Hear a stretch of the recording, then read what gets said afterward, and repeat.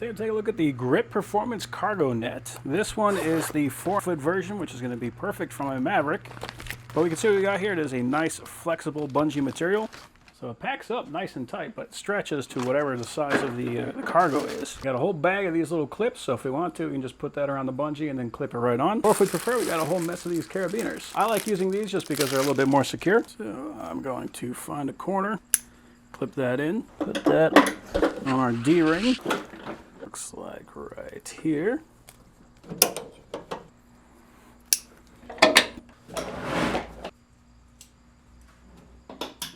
And there we go.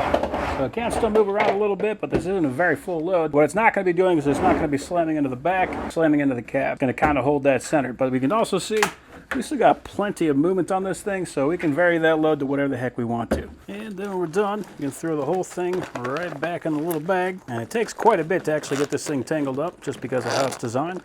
It's possible, but it is not the struggle fest that you would expect. And just like that, we got a nice tiny little package you can put away in pretty much anywhere. Throw that thing in a glove compartment. So yeah, that's a nice little net.